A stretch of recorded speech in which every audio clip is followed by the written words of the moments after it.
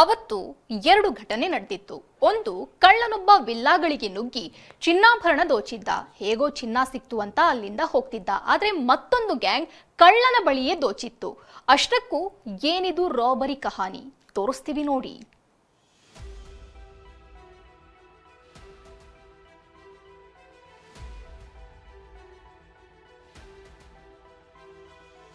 ಮೈ ಬಗ್ಗಿಸಿ ದುಡಿಯೋದು ಬಿಟ್ಟು ಕಳ್ಳತನಕ್ಕೆ ಇಳಿದಿದ್ದ ಭೂಪ ಇವನು.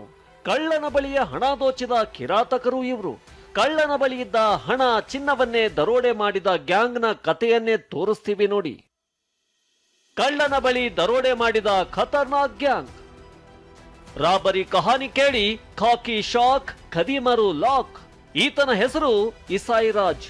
ಇವನೊಬ್ಬ ಪ್ರೊಫೆಷನಲ್ ಕಳ್ಳ. ಬೀಗ ಹಾಕಿದ್ದ ಮನೆಗಳನ್ನೇ ಟಾರ್ಗೆಟ್ ಮಾಡಿ ಕನ್ನ ಹಾಕ್ತಿದ್ದ.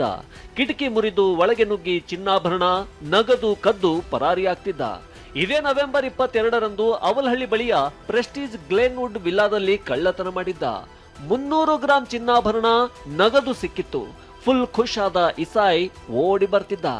ಆಗ ಕೆಆರ್ಪುರ ಸ್ಮಶಾನದ ಬಳಿ ಗ್ಯಾಂಗ್ ಒಂದು ಈತನನ್ನೇ ದೋಚಿತ್ತು.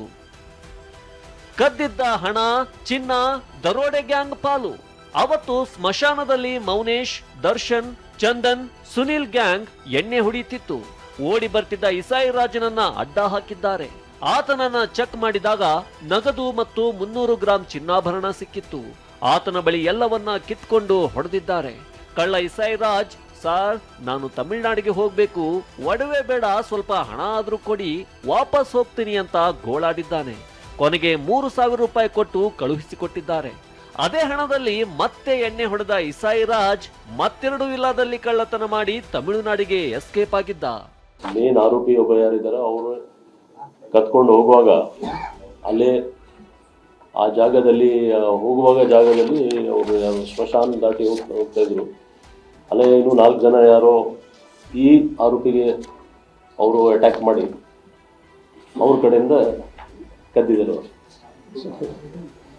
ಸೊ ಇದು ತುಂಬ ಇಂಟ್ರೆಸ್ಟಿಂಗ್ ಕೇಸ್ ಇದೆ. ಆದರೆ ನಮ್ಮ ಪೊಲೀಸವರು ಎಲ್ಲರೂ ಕೇಸ್ ಮಾಡಿದ್ದಾರೆ. ಒಬ್ಬ ಮೇನ್ ಆರೋಪಿ ಜೊತೆಗೆ 4 ಜನ ಈ ಆರೋಪಿಗೆ ಯಾರು ಅಟ್ಯಾಕ್ ಮಾಡಿದ್ರು ಅವನ ಕಡೆಯಿಂದ ಎಲ್ಲ ರಿಕವರಿ ಆಗಿ. ಅವಲಹಳ್ಳಿ ಪೊಲೀಸರು ಕಳ್ಳ ಇಸಾಯಿರಾಜ್ ಹಾಗೂ ಆತನನ್ನ ರಾಬರಿ ಮಾಡಿದ್ದ 4ವರನ್ನ ಅರೆಸ್ಟ್ ಮಾಡಿದ್ದಾರೆ.